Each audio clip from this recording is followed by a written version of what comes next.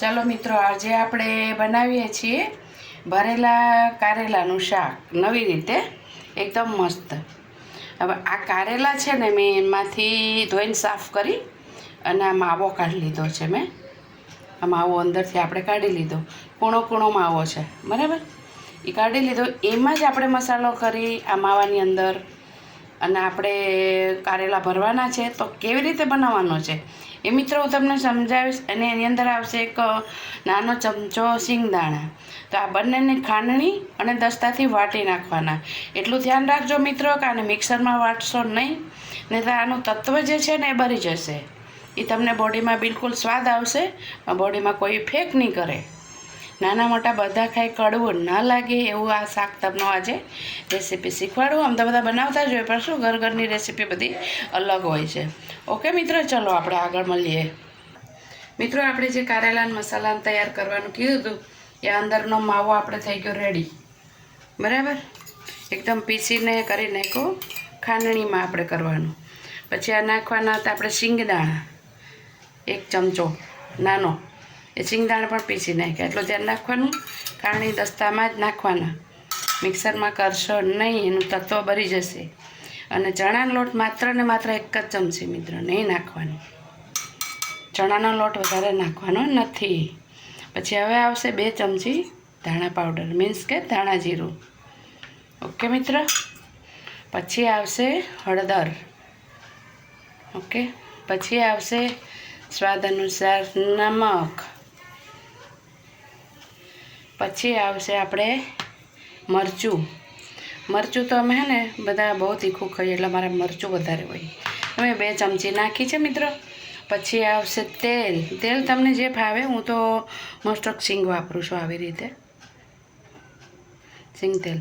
પછી આવે 3 ચમચી, આનાથી મોટી 3 ચમચી મોરસ. ઓકે મિત્ર. હવે આને છે ને બધું મિક્સ કરવા. આની અંદર પાણી એડ બિલકુલ કરવાનું નથી. આ મિક્સ કરી દેવાનું છે મિત્રો. એટલે સરસ. અને માવાના લીધે છે ને, કારેલાનો માવો અંદરનો ગરબ કે ને શું એને, હા એ માવો મીન્સ ગરબ, એ કાઢી લેવાનો. કૂણા કારેલા હોવા જોઈએ, એની અંદર બીવાળા કારેલા ના હોવા જોઈએ મિત્રો. પછી એ કારેલા, આ શાક બધા ખાઈ શકે, પ્લસ ડાયાબિટીસવાળા માટે બહુ જ ઉપયોગી છે. તમને એમ થશે કે આમાં ખાંડ નાખી છે તો ડાયાબિટીસવાળા કેમ ખાય? ખાંડ છે ને, આ કારેલાનો માવો કાઢીને આપણે નાખ્યો ને, એ ખાંડનું તત્વ મારી નાખશે. એટલે ડાયાબિટીસવાળાને કોઈ જ પ્રોબ્લેમ નથી આવવાનો. બિંદાસ ખાઈ શકો તમે. અને આ કારેલું બિલકુલ કડવું લાગશે નહીં, કેમ કે આપણે એ ટાઈપનો માવો બનાવ્યો છે ને મિત્રો, એટલે છોકરા પણ ખાઈ શકશે, આપણે પણ ખાઈ શકશું. એટલે બહુ મસ્ત બનશે. અને હું તમને રેડી કરીને બતાવીશ. ઓકે મિત્રો. હા મિત્રો, આપણે કારેલા સરસ ભરાઈ ગયા છે, તેલ આવી ગયું છે. એની અંદર હિંગ નાખી અને આપણે કારેલા મૂકવાના છે.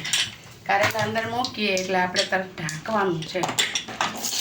વઘાર ઉડવો ના જોઈએ. વઘાર ઉડી જાય ને તો પછી સ્વાદ નથી આવતો. ઓકે મિત્રો. હવે કારેલા વઘાર્યા છે આપણે. આનો ચમચો મારવાનો નથી, બરાબર. આવી રીતે હલાવવાનો, ચમચો નહીં મારવાનો. ચમચો મારવાથી આખું શાક બગડી જશે. હવે આની અંદર આપણે સીટી મારવાની છે 3. ઓકે. તો આપણે એની અંદર થોડું વરાળ બને એટલું ગરમ પાણી લેજો. ઠંડુ પાણી નાખશો તો શાકનું આખું મોડું લાગશે, બિલકુલ સ્વાદ આવશે નહીં.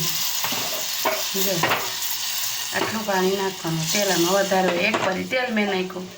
City only 3. ઓકે મિત્રો. 3 સીટી થાય એટલે આપણું શાક રેડી. અને જો મિત્રો, આપણે આખા કારેલાનું શાક બનાવી દીધું છે. એક પણ કારેલું ટોટિયું નથી, આખું છે ને. મસાલો પણ કમ્પ્લીટ, બિલકુલ ટૂટ્યું નથી. આપણે કારેલું 3 સીટી જ મારવાની છે આપણે. એની અંદર મેં લીધું કે એની સાથે ખવાય, તો મેં ભાખરી લીધી છે, પછી પરાઠું લીધું છે. એટલે આમ તો જુઓ તો દેશી ભાણું જ છે આપણું. કારેલા હોય તો પછી ડુંગળી કેમ ના હોય? ડુંગળી સાથે કારેલા તો જરૂર હોવા જોઈએ મિત્રો. આ છે આજે આપણે દેશી થાળી, આપણી ગુજરાતીઓની મેન. ઓકે મિત્રો, લાઈક કરજો, શેર કરજો, સબસ્ક્રાઈબ કરજો. સૌ મિત્રોને મારા જય શ્રી કૃષ્ણ મિત્રો.